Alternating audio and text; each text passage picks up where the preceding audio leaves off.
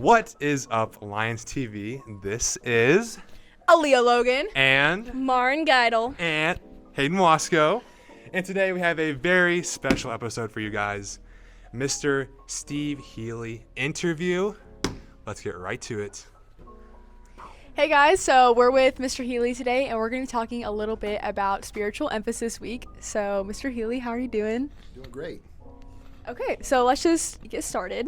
So how would you like to see students grow during Spiritual Emphasis Week?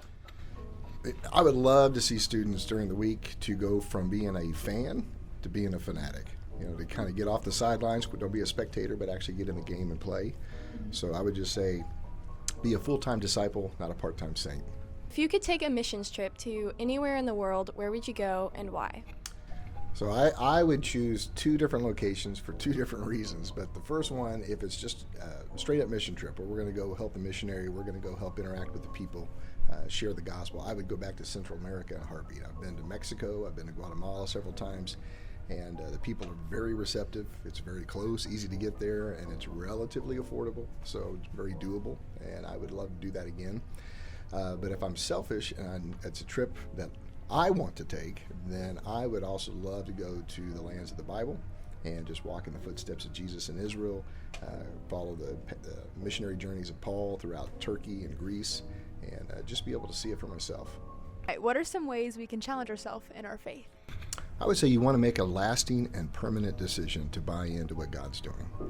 And really the only way you can tell if you've bought into what God's doing is you have to look at the decisions of your life. You know, do they line up with what he says? And so if he's not Lord of your life, then you have to ask yourself the question, why not? What would be the best way to share your faith going forward from this week? Everywhere and often. And I would say the best thing to do with sharing your faith is make sure that God's a part of that story. And so first and foremost, spend some time in prayer and just say, God, I want to share my story this week. Set it up for me. And when it happens, also just tell God when it happens, have them start the conversation.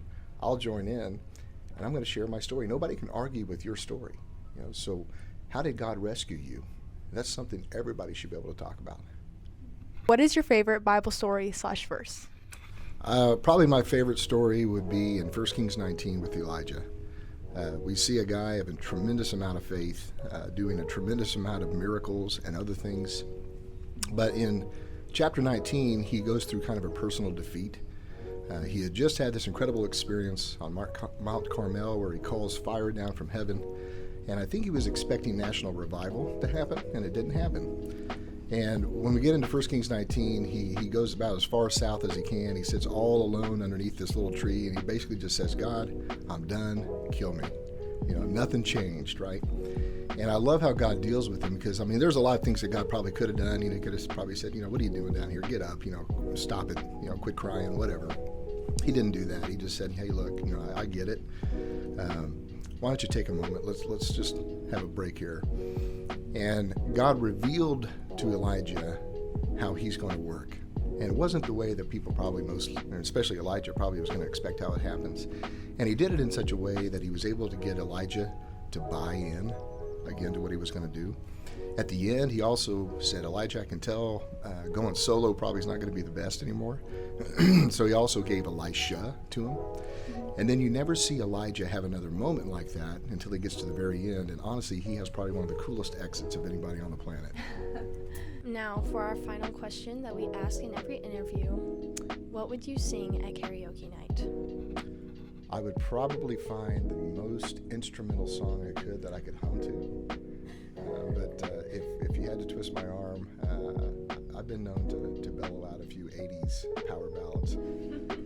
So, yeah, I'd probably have to find one of those in the choice there and say, yeah, let's give that one a try.